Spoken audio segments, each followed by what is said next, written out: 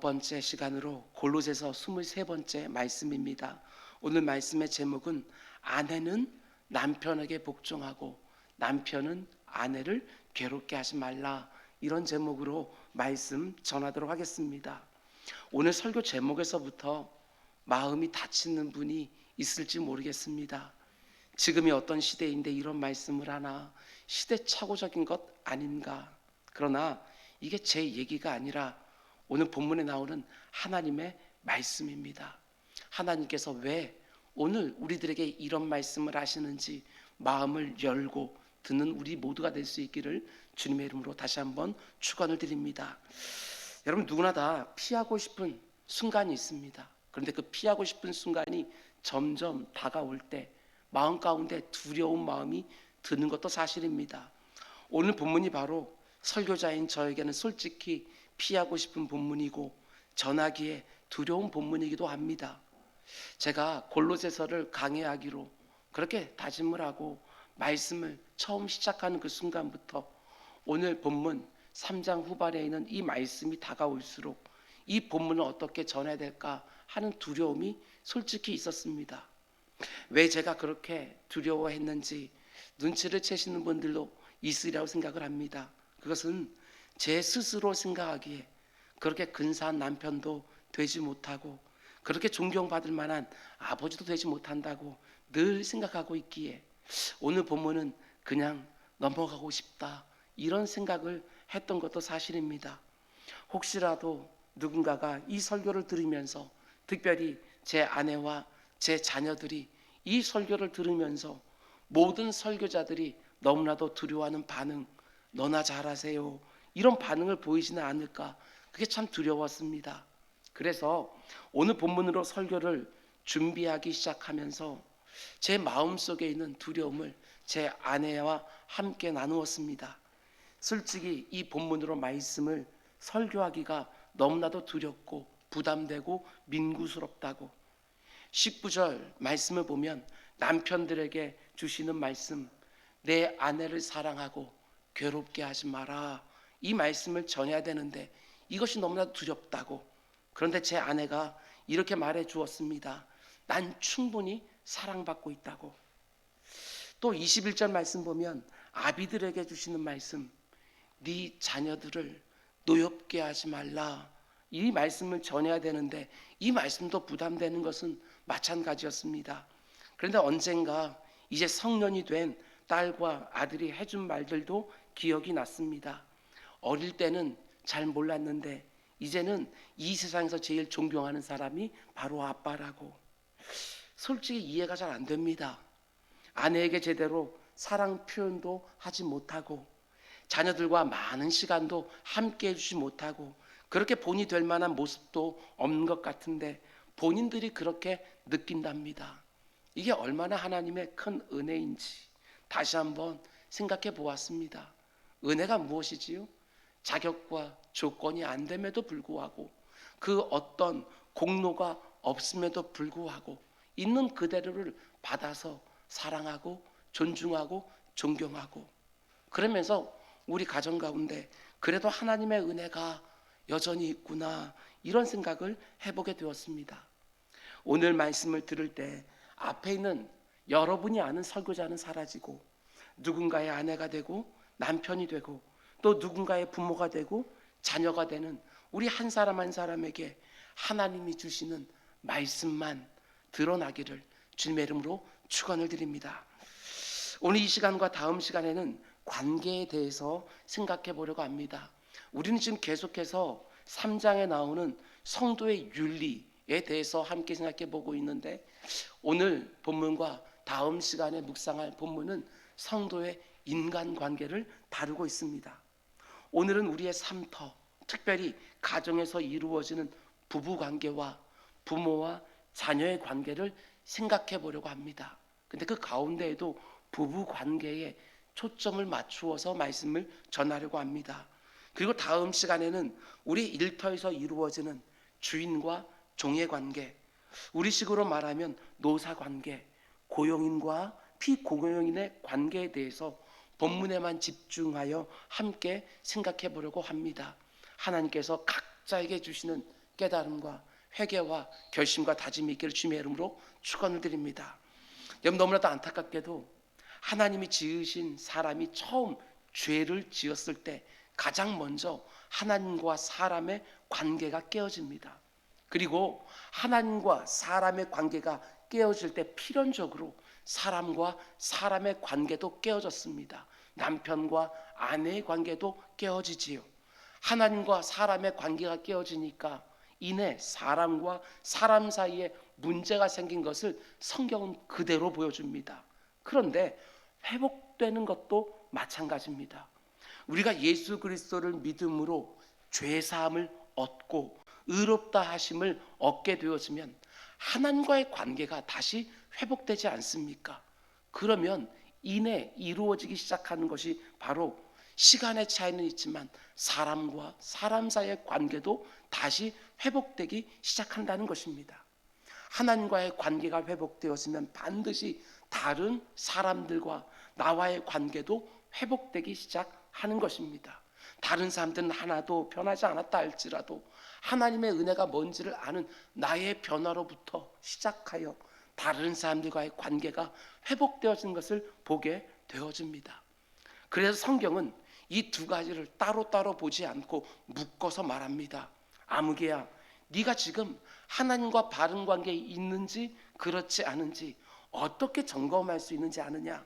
네가 지금 다른 사람들과 어떤 관계를 맺고 있는지 그걸 보면 알 수 있다. 이렇게 말합니다. 우리가 때로 너무나 부담스러워하는 구절이지만 이게 바로 하나님의 말씀입니다. 요한일서 4장 20절, 누구든지 하나님을 사랑하노라 하고 그 형제를 미워하면 이는 거짓말하는 자니. 네가 하나님을 사랑한다고 하는 말도 거짓일 수밖에 없다. 왜냐? 보는 바 그 형제를 사랑하지 아니하는 자는 보지 못하는 바 하나님을 사랑할 수 없느니라. 이게 하나님의 말씀이지요. 정말 그렇습니다. 눈에 보이지 않는 하나님과 내가 지금 어떤 관계에 있는지 그걸 보여주는 바로미터 중에 하나가 다른 사람들과 내가 지금 어떤 관계를 맺고 있는가. 여러분, 쉽게 지나치면 안 됩니다. 우리 성도들의 인간관계는 하나님과의 관계를 보여주는 너무나도 중요한 증거가 되기 때문에 그렇습니다. 그런데 이 부분을 잘 보셔야 합니다. 이렇게 중요한 인간관계의 문제를 다루는 오늘 본문에서 가장 먼저 나오는 게 무엇입니까? 첫 번째가 부부관계입니다. 그리고 그 다음이 부모와 자녀의 관계입니다. 오늘 본문이 이런 순서를 따라 인간관계라고 하는 주제를 다루는 것을 보면 가정이라고 하는 주제가 우리 하나님의 마음에 얼마나 중요하고 큰 주제인지를 우리가 알 수 있습니다. 하나님께서 한 몸이라고 묶어주신 남편과 아내가 서로 사랑하지 못하면 어떻게 나와 떨어져 있는 것 같은 이웃을 내 몸처럼 사랑한다는 하나님의 말씀에 순종할 수 있겠습니까? 남편과 아내가 서로를 제대로 사랑하지 못하면서 그 배우자를 주신 하나님께 진정으로 감사하며 그분을 사랑한다고 어떻게 고백할 수 있겠냐는 것이지요. 물론 가정이 이렇게 중요하지만 신앙생활을 하다 보면 하나님이 첫 번째가 되어야 되고 가정이 두 번째가 되어야 되는 경우들이 분명히 있습니다. 우리 주님도 이렇게 말씀하셨습니다. 마태복음 10장 37절, 아버지나 어머니를 나보다 더 사랑하는 자는 내게 합당하지 아니하고 아들이나 딸을 나보다 더 사랑하는 자도 내게 합당하지 아니하며. 주님의 말씀입니다. 하나님이 정말 어느 순간에 이런 것들을 요구하실 때가 있습니다. 내 생명보다도 중요하게 여기고 내 삶의 모든 것에 중요한 이유가 되어지는 그 가족들을 실망시키는 것도 주저하지 아니하고 내려놓아야 될 때가 정말 있습니다. 그러나 그런 특별한 경우들을 제외하고 대부분의 경우에 가정은 우리에게 너무나도 중요하고 핵심입니다. 이런 생각을 또 해보게 되어집니다. 우리 가정이 이렇게 중요한데 그러면 부부관계가 더 중요한가? 부모와 자녀의 관계가 더 중요한가? 많은 사람들이 부부관계가 너무나도 중요하다라고 하면서 가정을 시작하지만 그 가운데 속에 이런저런 실망들이 있습니다. 포기들이 있습니다. 그러면서 어느 순간에는 그 배우자가 아니라 자녀에게 나의 모든 관심을 두고 살 때가 얼마나 많은지 모릅니다. 그러나 명심하셔야 됩니다. 하나님이 부모와 자녀의 관계를 먼저 이 땅에 허락해 주신 것이 아니라 부부 관계를 통해서, 그 건강한 관계를 통해서 부모와 자녀의 관계를 허락해 주셨다는 것입니다.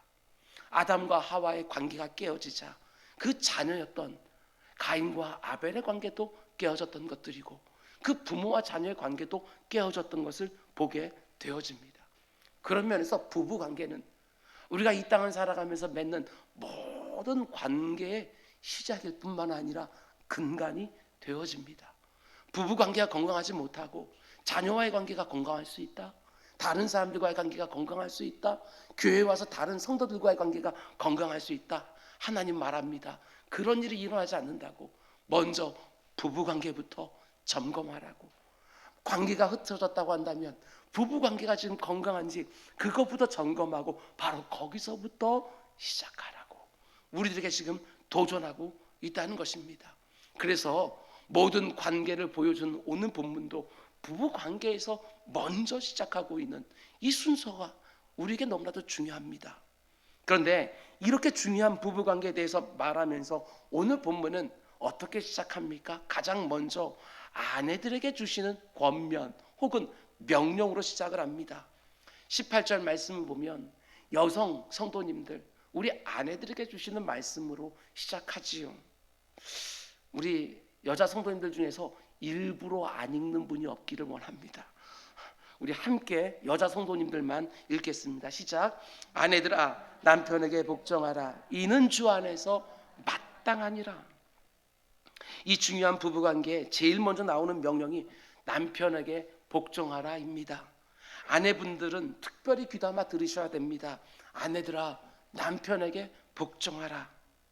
하나님이 가정 안에서 지도하는 역할을 남편에게 맡긴 줄 알고 남편을 가정의 머리로 인정하고, 교회를 보게 되었으면 그리스도가 머리로 되어 있는 것처럼 가정과 교회 두 개의 공동체만 하나님이 직접 제정해 주셨는데, 교회가 그러한 것처럼 남편을 가정의 머리로 인정하고 존중하고 복종함으로 아내의 역할을 감당하라. 그게 바로 아내가 가정을 건강하게 세워가는 1번 원칙이라고 말해줍니다. 이렇게 반문하고 싶은 아내들이 있을지 모르겠습니다. 아니, 그래도 존경할 만해야 존중하고, 그리고 복종할 만해야 복종하지 않겠냐고. 그런데 한번 생각해 보시기 바랍니다.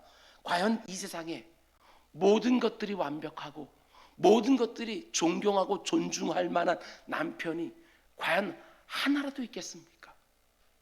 다른 사람들은 속여도 아내는 못 속입니다. 다른 사람들은 보지 못하는 거 아내는 다 보고 있습니다. 그런 면에서 모든 것이 완벽하고 온전해야 존경하고 존중하고 복종할 만해 복종할 수 있다, 이렇게 말할 수는 없겠지요. 주변에 있는 남편들 가운데 그래도 괜찮아 보이는 남편이 있다 할지라도 그 아내들에게 한번 물어보십시오. 그래도 당신 남편은 괜찮잖아, 이렇게 말하면 틀림없습니다. 한번 데리고 살아봐. 이런 말씀들 다 말할 것입니다. 다 허물이 있습니다. 다 못돼 먹은 구석들이 있습니다. 다 아내를 힘들게 하는 부분들이 있는 것이지요. 오늘 본문을 있는 그대로 보셔야 됩니다. 존중할 만하면 존경해줘라, 이렇게 말하지 않습니다. 복종할 만할 때만 복종해줘라, 이렇게 말하지도 않습니다. 그 어떤 조건절도 붙어 있지 않습니다. 그냥 명령으로 되어 있지요. 아내들아 남편에게 복종하라. 비록 눈에 보이진 않지만 우리 하나님께 우리가 복종하는 것처럼, 하나님을 존경하고 하나님을 사랑하고 하나님께 마음을 들여서 그 뜻대로 행하는 것처럼 아내들에게 제일 중요한 모습이 무엇이냐?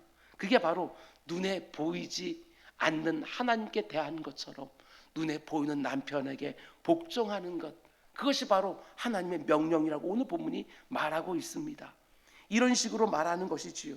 눈에 보이지 않는 하나님을 잘 섬기고 순종하고 공경하는 것은 눈에 보이는 남편을 공경하고 복종함을 통해서 드러나는 것이다. 우리 아내들 아멘이십니까? 우리 아내 성도님들이 어지간하면 아멘을 한만도 한데 왜 안 할까요? 아멘 하기에는 선뜻 마음이 안 내키는 부분이 있기 때문 아니겠습니까? 여기 나오는 복종이라는 단어가 가지고 있는 느낌이 우리의 마음을 좀 어렵게 합니다. 이건 시대착오적인 이야기가 아니냐? 요즘 시대가 어떤 시대인데 아직도 이런 말을 하느냐? 여러분, 시대착오적인 말씀이 절대로 아닙니다. 역사상 그 어떤 아내들도 오늘 본문을 좋아한 적이 없습니다.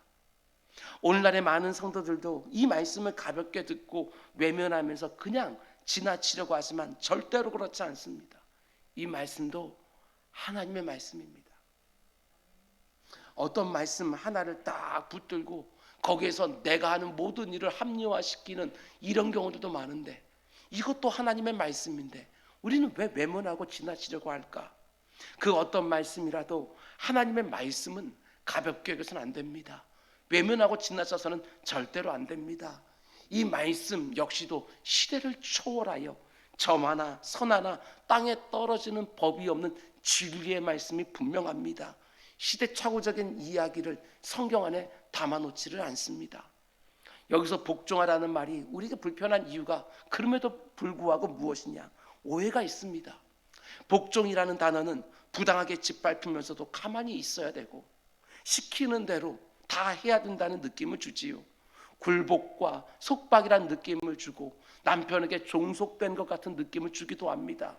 그래서 아내들아 남편에게 복종하라 이런 말을 들을 때 아내들의 마음이 불편해지기도 합니다.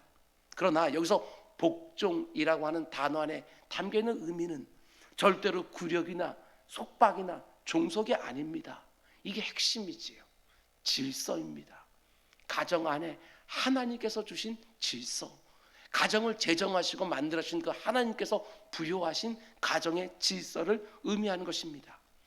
서로 다른 환경에서 오랫동안 각각 자기가 왕노릇하면서 살아왔던 한 남자와 한 여자가 결혼해서 한 몸이 됩니다.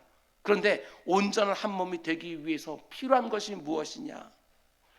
여러분, 이 세상은 사랑만 있으면 된다고 말하지만 동시에 질서도 반드시 필요하지 않겠습니까? 사랑을 통해서 가정이 시작되어지지만 그 가운데 질서가 얼마나 필요한지 모릅니다. 우리 모두가 다 자기 중심적 아닙니까? 다 왕노릇하고 싶어하는 마음들이 죄인들의 마음 가운데 있는 것 아니겠습니까? 그런데 그 가운데 질서가 없다고 한다면 과연 한 몸이 이루어질 수 있을까? 또 오해하시면 안 됩니다. 여기서 말하는 질서라는 개념도 오해하시면 안 됩니다. 여기서 말하는 질서는 절대로 우리가 흔히 생각하는 것처럼 계층적이고 위계적인 질서를 말하는 것이 절대로 아닙니다. 이건 철저하게 기능적인 질서를 말하는 것이지요. 계급을 말하고 높낮이를 말하고 우월을 말하는 것이 절대로 아니라 어디까지나 기능적인 질서라는 것을 기억하셔야 됩니다. 위계적인 질서가 아니라는 것이지요. 서로의 역할을 충실히 함으로 하나님의 창조 목적에 적합하게 되어지는 기능을 위한 질서로서 재능과 자신의 문제가 아닙니다. 높낮이와 우열의 문제가 아닙니다. 기능적인 질서로서 남편이 가정의 머리가 되어지고 아내가 몸이 되어지는 것입니다. 이게 바로 우리 인생들의 악함과 약함을 알고 자기 중심성이라고 하는 악한 본성을 아시는 하나님께서 부부 사이에 주신 질서라는 것이지요. 그런 면에서 아내들이 남편에게 복종하는 것은 하나님께서 세우신 질서에 복종하는 것이 된다는 것입니다. 단지 아내와 남편 사이에만 주시는 질서가 아닙니다. 모든 관계들 안에 하나님께서는 질서를 허락해 주셨습니다. 18절 말씀을 다시 보면 아내들아 남편에게 복종하라 이렇게 말해놓고 이어지는 20절 말씀에서는 자녀들아 모든 일에 부모에게 순종하라. 그리고 22절 말씀에서는 종들아 모든 일에 육신의 상전에게 순종하라. 여기 보면 모든 관계들 안에 복종과 순종의 단어가 나오는데 우리 한글 성경을 보게 되었으면 복종이 훨씬 더 거칠고 강한 느낌이고 순종은 훨씬 더 부드러운 느낌이지만 원어 성경으로 보게 되었으면 거꾸로입니다. 원어 성경에서 아내가 남편에게서 하는 그 복종이란 단어는 이게 중요해요. 자원함입니다.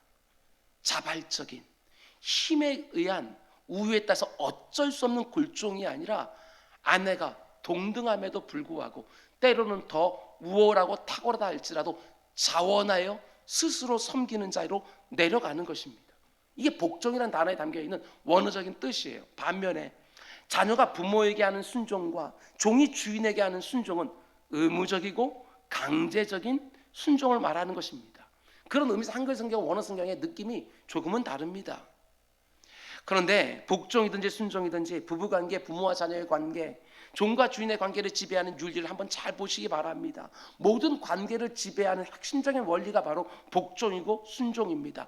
하나님께서 허락하신 질서에 복종하고 순종하는 것이지요. 질서의 윤리를 말하는 것입니다. 한마디로 하나님이 세우신 질서와 권위에 복종하고 순종하라, 이 말씀을 하는 것입니다. 그런 면에서 하나님이 아내들아 남편에게 복종하라, 이런 말씀을 주신 것은 아내가 남편의 권위를 인정하고 존중하여 복종할 때 각 가정의 질서가 세워진다는 것입니다. 이런 점을 생각하셔야 됩니다. 여러분, 가정의 질서는 아버지를 존중하는 어머니를 보면서 자라는 자녀들에게 주는 어머니가 주신 최고의 선물 중에 하나입니다. 질서가 무엇이고 권위가 뭔지를 어머니가 먼저 아버지에게 하는 모습을 통해서 보여주는 것입니다. 아내가 남편에게 복종하는 것을 본 적이 없는 자녀들 역시 아버지의 권위를 존중할 수가 없습니다. 가정의 질서가 세워지지 않는 것이지요. 반대의 경우도 마찬가지입니다. 제가 정말 끊임없이 회개하고 있는, 그리고 제 아내에게 너무나도 미안하고 죄송한 이유 중에 하나는 남편이 아내를 귀히 여기고 존중하는 것이 드러나지 않으면 자녀들 역시도 어머니를 가볍게 생각하기 마련입니다. 제가 함부로 뱉는 그 말 한마디 한마디를 우리 자녀들이 듣고 어머니를 가볍게 생각할 수 있고 그 가운데 속에 이런저런 언쟁이 될 수 있다고 하는 사실들도 제가 처절하게 느끼고 있습니다. 사도 바울이 쓴 에베소서 5장 말씀은 오늘 우리가 다루고 있는 골로새서 3장 말씀과 마치 쌍둥이 같은 본문입니다. 그런데 에베소서 말씀을 보면 아주 중요한 한 가지를 더 우리에게 제시해 줍니다. 에베소서 5장 24절, 그러므로 교회가 그리스도에게 하듯 아내들도 범사에 자기 남편에게 복종할지니라, 이렇게 되어 있는데 그 앞에 마치 전제처럼 21절을 보면 이렇게 되어 있습니다. 그리스도를 경외함으로 피차 복종하라. 이게 핵심이지요. 모든 관계를 지배하는 핵심 원리는 피차 복종입니다. 가정에서도 그렇고 교회에서도 그렇습니다. 피차 복종, 이것이 우리에게 전제로 주어지는 관계 윤리의 전제이고, 그런데 이것이 주어지는 그 근본이지만 겉으로 드러나는 것은 질서 있게 아내들이여 남편에게 복종하라, 이렇게 되어 있는 것이지요. 이런 면에서 볼 때 가정에서 아내들아 남편에게 복종하라 이렇게 말하지만 절대로 높낮이나 우열을 말하는 것은 아니고, 교회에서도 마찬가지입니다. 교회 안에 여러 직분들이 있지만 그건 역시 철저하게 기능적인 질서일 뿐이지 높낮이를 보이거나 신앙 수준의 우열을 보이는 것이 절대로 아니라는 사실입니다. 교회는 절대로 그런 공동체가 아닙니다. 정말 높은 사람이 있다면 자원하여 섬기기 위하여 스스로 종이 되는 사람들, 그들이 정말 신앙의 우위에 있는 사람들입니다. 자기를 주장하지 않고 다른 사람들의 유익을 위하여 스스로 낮아지는 사람들, 이것이 교회 안에서 정말 우위에 있는 사람들이죠. 가정 안에서도 마찬가지입니다.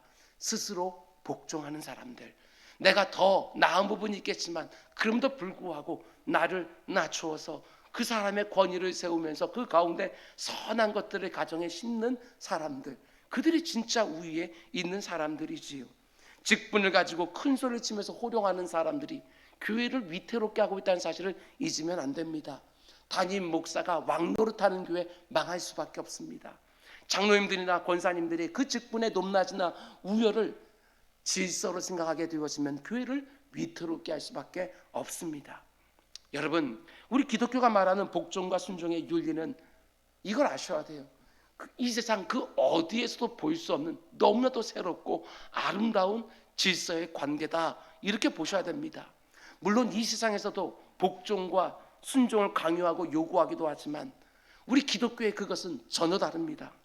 이 세상의 복종과 순종을 요구할 때는 거기에는 높낮이와 우열에 대한 지배와 복종이, 굴종이 반드시 담기게 되어 있습니다. 그런데 우리 기독교가 요구하는 복종과 순종은 철저하게 기능적인 질서일 뿐이라는 거, 이거를 놓치면 안 되는 거예요. 그러므로 오늘 본문을 우리가 기분 나쁘게 듣지 않아야 될 이유도 여기 있는 것입니다. 그런데 이런 기능적인 질서를 극명하게 보여주는 관계가 무엇이냐? 저는 이게 너무 좋습니다.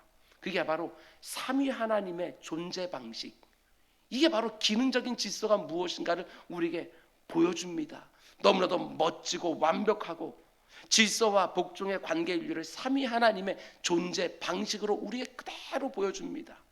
성자 예수님, 우리 성부 하나님과 본질상 본체라고 말합니다. 동등하신 분이시지요. 하나님 되심과 능력과 영광과 존귀에 있어서 조금도 차등이 없습니다. 그런데 어떻게 하십니까? 아들 하나님이 아버지 하나님께 온전히 복종하고 순종합니다. 사랑함으로, 자원함으로. 성령 하나님 역시 완전한 하나님이십니다. 아버지 하나님이나 아들 하나님이나 똑같이 인격이고 능력과 영광과 존귀와 모든 것에 있어서 조금도 차등이 없음에도 불구하고 성령 하나님은 언제나 성부 하나님과 성자 하나님을 섬기십니다. 자신을 드러내지 아니하고 그 가운데 그 두 분이 드러나게끔만 하는 것을 보게 되어집니다. 그 관계를 그대로 부부관계로 가지고 와라, 이렇게 성경은 말하는 것이지요. 삼위 하나님 안에 있는 이 질서를 가장 잘 담아내고 있는 것 중에 하나가 바로 아내가 남편에게 복종하고 순종하는 모습이라는 것입니다. 아내와 남편 사이에 조금의 차등이 없음에도 불구하고 똑같은 동등임에도 불구하고 사랑함으로, 자원함으로 복종하고 순종하면서 그 가운데 질서를 세워가는 것이지요. 삼위 하나님의 존재 방식이 얼마나 신비하고 얼마나 아름답습니까? 그 어느 누구도, 그 어떤 탁월한 신학자도 제대로 설명해낼 수가 없습니다.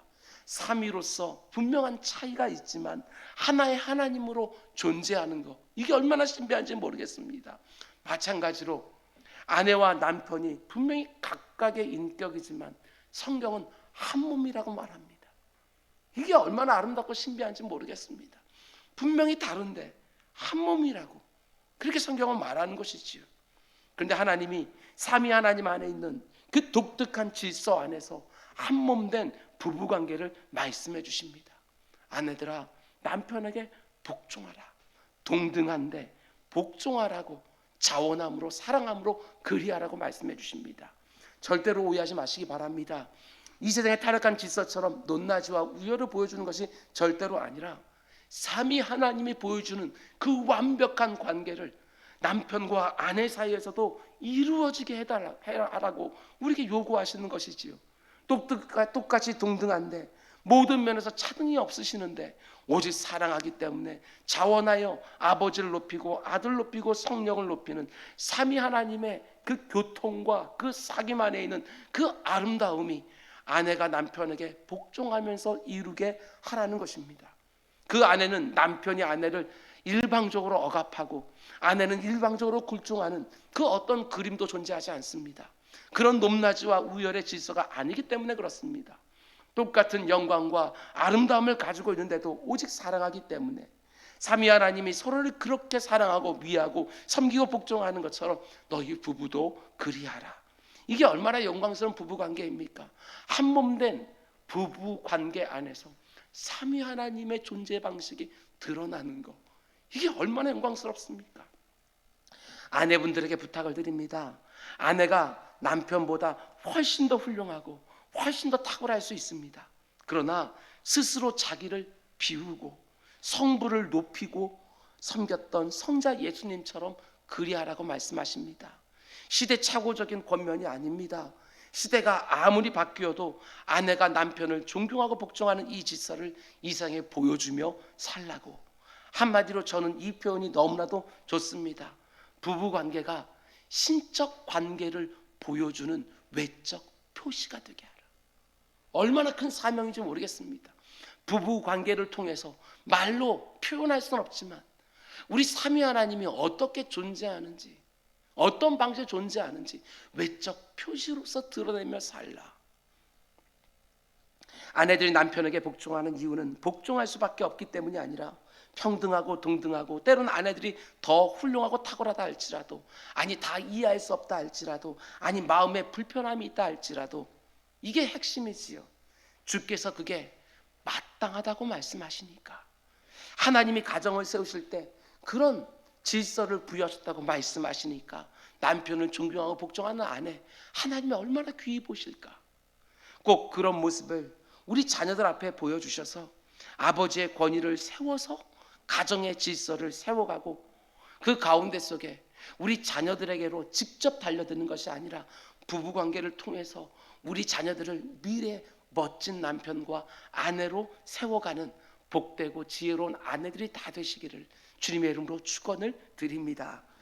그럼 이제 두 번째로 이제 남편들에게 권면한 것을 보게 되었습니다. 이어지는 19절 말씀은 우리 남편들만 함께 읽겠습니다. 시작. 남편들아 아내를 사랑하며. 이 말씀을 읽으면서 어떤 느낌이 드십니까? 우리 남편들 아내를 사랑하라 라고 하는 말씀에는 아멘 하고 이렇게 쉽게 할 수 있지만, 그런데 그 뒤에 나오는 그 말씀, 내 아내를 괴롭게 하지 마라. 아니 우리 남편들이 언제 아내를 괴롭혔다고 이런 말씀을 하시는가? 다른 집 남편은 몰라도 난 아내 괴롭게 안 한다고 이렇게 말할 수 있지 모르겠습니다. 그런데 분명한 것은 이게 바로 성경 말씀이라는 것입니다. 참 재밌지 않습니까? 하나님께서 남편에게 주시는 교훈의 말씀이 딱 두 가지밖에 없습니다. 네 아내를 사랑하고 네 아내를 괴롭게 하지 마라. 딱 두 가지 권면을 주십니다. 하나님이 왜 이렇게 하실까? 저는 이렇게 묵상을 했습니다. 우리 남편들에게 있는 태생적인 재능이 뭐냐? 그게 바로 아내 괴롭히기 아닐까 생각을 했습니다. 나는 인정하고 싶진 않지만 우리 남편들 안에 다 있는 그 악한 본성 중에 하나가 바로 아내 괴롭히기라고, 다른 사람들이 아니라 하나님이 그렇게 말씀해 주십니다. 여기서 괴롭게 한다는 말은 아내의 마음을 아프게 하고 아내의 마음에 분노를 일으키게 한다는 의미입니다. 생각해 보면 제 자신을 포함해서 남편들이 참 어리석은 것 같습니다. 평생을 함께 내 곁에 살아가는 아내를 사랑하고 그 아내를 귀히 여기려고 하지 아니하고 아내를 괴롭게 하는 일을 너무나도 자주 너무나도 익숙하게 한다는 것입니다. 저도 이번에 교통사고를 당하고 입원해 있으면서 또 한 번 확인했습니다. 아내가 참 귀하구나. 왜 남편과 아내 사이를 영촌이라고 부르고 부모와 자식 관계를 일촌이라고 부르는지 그게 또 한 번 이해가 되었습니다. 남편들에게 부탁을 드립니다. 한 사람을 일평생 동안 사랑하고 변함없이 책임있게 사랑하고 이전에 내가 아름답게 생각하고 매력적으로 느끼던 것들이 계속해서 사라짐에도 불구하고 하나님이 내게 주신 최고의 선물인 줄 알고 순간순간의 사랑함과 매력을 느끼면서 변함없이 신실하게 살아가는 것, 그게 바로 남편들이 해야 될 마땅하고 당연한 도리라고 말씀하시는 것입니다. 오늘 본문에서 아내를 괴롭게 하지 말라고 말씀하시는데, 그러면 언제 아내의 마음이 가장 괴롭겠습니까? 아주 특별한 어떤 경우들이 있겠지만 일상적인 것 하나만 생각해 보았습니다.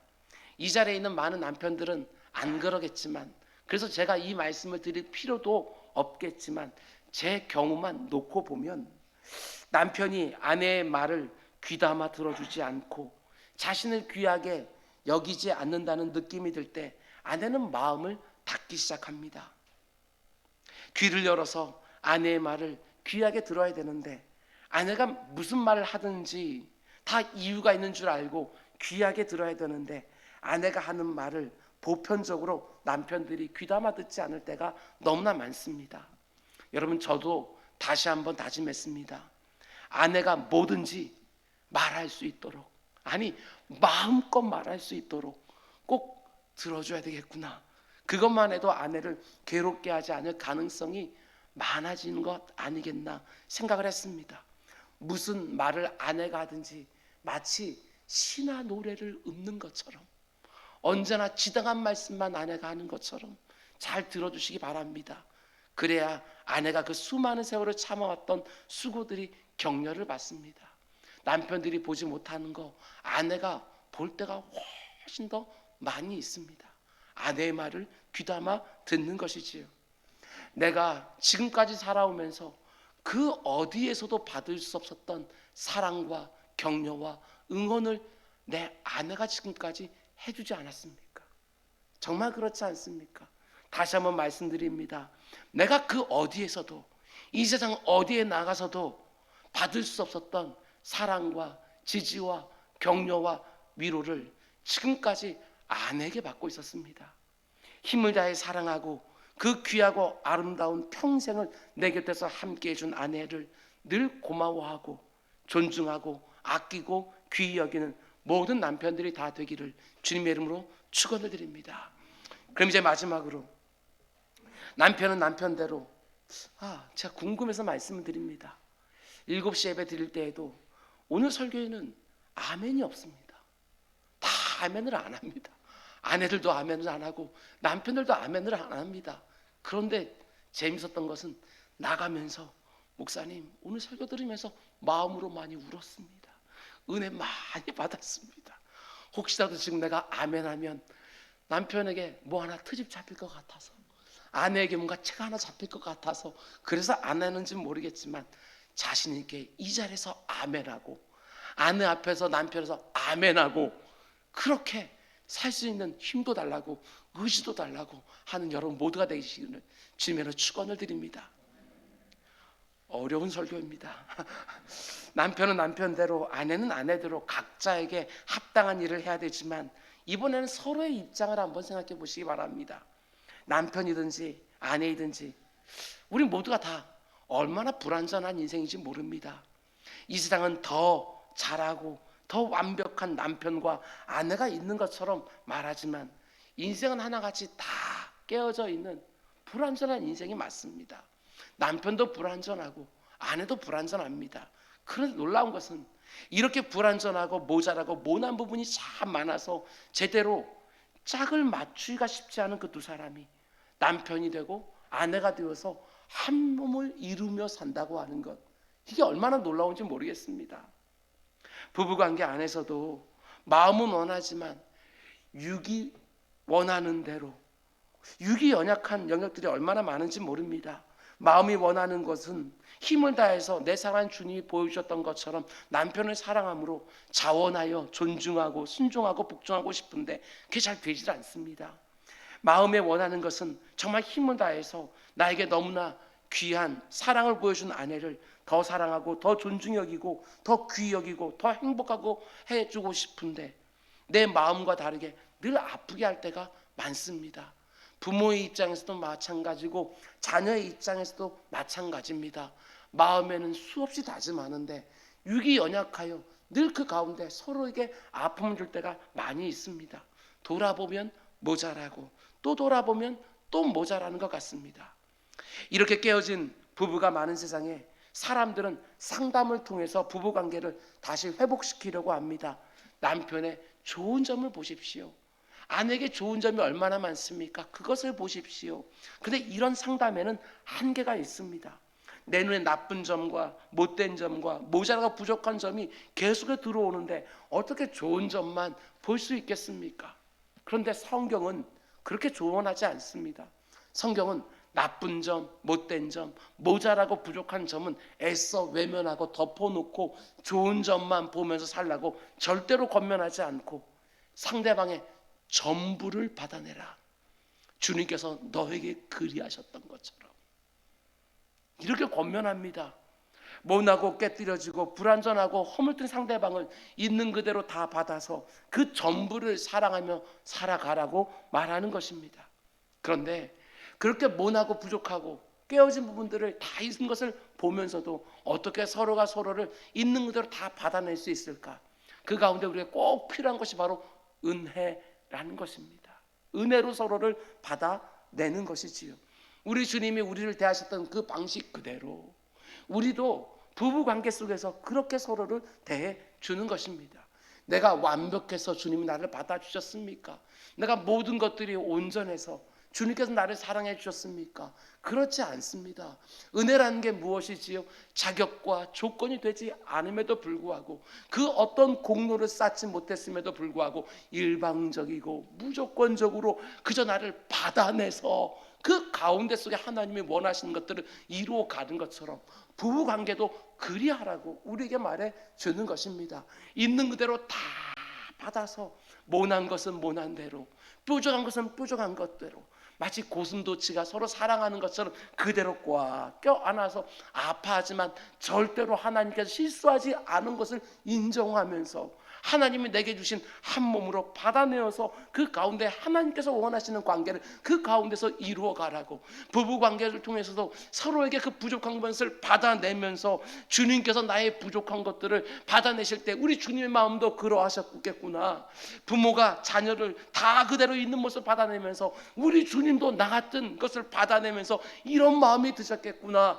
부모의 모자라는 부분들을 보면서도 그 자녀가 있는 그대로 사랑하고 존중하고 복종하고 순종하면서 그 가운데 우리 주님께서 원하시는 것이 이런 것이겠구나, 다시 한번 묵상하면서 그런 가정 만들어가라고 우리가 말씀해 주는 거예요. 여러분 어떻습니까? 나는 주님께 은혜로 받아들여지면서 받았음에도 불구하고 내 배우자에게는 끊임없이 자격과 조건과 공로를 요구하지는 않습니까? 그래도 사랑할 만해야 사랑하지 않겠냐고, 그래도 존중할 만해야 내가 존중해 줄 수 있는 거 아니겠냐고. 나는 주님께 이렇게 받아들였음에도 불구하고 내 사랑하는 배우자에게는 끊임없이 자격과 조건과 공로를 요구하면서 그 관계를 아프게 하는 것들, 이런 모습이 우리에게 있지 않냐는 것입니다. 여러분 우리에게 얼마나 은혜가 필요한지 모릅니다. 내 의지로 안 됩니다. 오늘 이 예배 시간에 다짐하면서 남편에게 아내에게 이렇게 해야 되겠다 하고 내 힘과 의지를 다 총동원해서 안 되는 것입니다. 하나님 걸 너무나 잘 아시기에 어떻게 해주시느냐, 우리 부부관계에 하나님은 늘 개입해 주십니다. 늘 개입해 주십니다. 오늘 7시 예배를 마치면서 나가면서 한 분이, 제가 남편인지 아내인지는 얘기 안 하겠습니다. 근데 한 분이 제게 이런 말을 했습니다. 정말 오늘 설교 시간에 생각해 봤는데 하나님께서 순간순간마다 우리 부부 가운데 은혜로 개입해 주셨기에 망정이지, 안 그랬으면 정말 여러 번 깨졌을 겁니다. 이렇게 말씀해 준 거 들었습니다. 그렇지요. 하나님께서 은혜로 그 위기의 순간마다 개입해 주셔서 하나님과 나와의 관계들 속에서 나와 배우자의 관계를 다시 돌아보면서 그 가운데 다시금 힘을 얻고 내가 회개하고 또다시 관계를 만들어가고, 부모와 자녀의 관계들 속에서도 그냥 막바로 달려드는 것들이 아니라 하나님과 나와의 관계를 생각하면서 그것을 필터링하면서 또다시 자녀의 관계로, 부모의 관계로 돌아가면서 우리는 오늘까지 살아온 것 아닙니까? 이 은혜가 건강한 가정, 건강한 부부관계, 부모와 자녀 관계를 만들어가는 것이지, 우리 같은 사람들이 무슨 의지로, 무슨 결단으로, 이 세상의 조언으로 뭘 만들어갈 수 있겠습니까? 남편은 남편대로 하나님 앞에 무릎 바짝 꿇고, 아내는 아내대로 하나님 앞에 무릎 바짝 꿇고, 부모는 부모대로, 자녀는 자녀대로 그렇게 하면서 하나님께 위로받은 마음을 가지고 다시 회복하여 또 달려들고 하면서 우리는 관계들을 만들어 가는 것입니다. 아무리 잘 맞고 괜찮아 보이고 완전해 보이는 그 어떤 부부도 들어갈 수 없는 자리까지 하나님께서는 우리같이 엉터리들에게 은혜를 베풀어 주셔서 이 세상 사람들이 경험할 수 없는 그 부부 관계에서도 천국의 기쁨을 맛보는 자리까지로, 비록 지금은 온전하지는 않지만 조금씩 더 들어가고 있는 이 모습을 보게 되었습니다. 내 개인적인 성화와 동일하게 부부와의 관계들 속에서도 그 성화된 모습으로 또 관계하면서 세월이 지나면 지날수록 그 살아온 연수만큼 또 다른 색다른 사랑과 섬김을 누리며 살아가는 것, 이것이 성경에서 우리에게 보여주는 부부관계 아니겠습니까? 남편이 어떻게 하고 아내가 어떻게 하면 그 가운데 아름다운 부부관계가 만들어집니까? 여러분 그건 애당초부터 포기하시기 바랍니다. 절대로 그렇지 않습니다.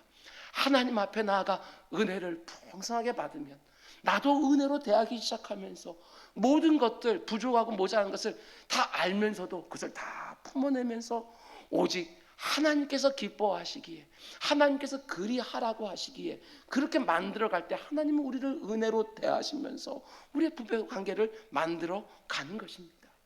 말씀 맺겠습니다. 오늘 설교를 제대로 들으셔야 됩니다. 오늘 설교를 잘못 들으면 오히려 부부간에 또 다른 싸움을 하실 수 있습니다. 아내에게 주시는 말씀은 아내들이 들으십시오. 남편들에게 주시는 말씀은 남편들이 들으십시오. 아내에게 주시는 말씀을 남편이 잘 듣고 있다가 남편에게 복종하라고 하지 않았느냐? 안 됩니다. 그러면 남편에게 주시는 말씀을 아내들이 듣고 아내 괴롭히지 말라고 하지 않았느냐? 이러면 또 싸우기 시작합니다. 그렇지 않습니다. 내게 주신 말씀만 들으면 됩니다. 그리고 내가 회개할 것 회개하고 내가 결심하고 내가 기도 제목을 삼을 수 있는 것 그거 삼으면 되는 것이지요. 많은 사람들이 세상이 어떻다, 사회가 어떻다, 정부가 어떻다, 교회가 어떻다 이렇게 말하는 시대에 그 모든 것들의 출발은요 가정에서부터, 아니 더 정확히 말하면 부부관계에서부터 그 모든 것들을 바꿔가기 시작하는 것입니다. 하나님의 말씀을 여러분 이 세상에다가 곧바로 적용시키려고 하지 말고, 하나님의 말씀을 교회에다가 일터에다가 곧바로 적용시키려고 하지 말고 1번 부부관계에 먼저 적용시켜가면서 부모와 자녀관계에 적용시켜가고 나와 너 사회 가운데 적용시켜가면서 교회가 회복되어지고 회복된 교회를 통하여 이 세상을 복되게 하는 이런 선순환이 계속해서 이루어져 가야 되는 것이지요. 부부관계의 즐거움이 부모와 자녀의 관계 즐거움으로 이어지고 가정에서의 행복이 교회의 건강함으로 이어지고 교회의 건강함이 우리가 살아가는 이 세상을 복되게 하는 이 은혜의 선순환이 여러분과 저를 통해서 이루어지기를 주님의 이름으로 축복하며 축원을 드립니다. 기도하겠습니다. 사랑이 많으신 아버지 감사합니다. 아버지 하나님, 마음은 원인데 육신이 연약하여 우리는 이렇게 다 서로를 아프게 하며 살아갑니다. 한 몸인데 내가 그 사람을 찌르면 내 몸이 아픈 것을 분명히 알면서도 서로를 찌르면서 내가 아파하며 살아갑니다. 주님, 우리들의 어리석음을 불쌍히 여겨주시사 우리 부부관계 가운데 하나님 잘 개입해 주셔서 나를 은혜로 충만하게 해주셔서 그 은혜로 서로를 대하면서 참 아름다운 부부관계 만들어가고, 그렇게 아름다운 부부관계를 통해서 우리 자녀들의 마음이 평안하고 그런 가정들을 통해서 교회를 만들어가고 그 교회를 통해서 세상을 복되게 하는 우리 모두가 되게 하여 주옵소서. 이 모든 말씀 예수님의 이름으로 기도드렸습니다. 아멘.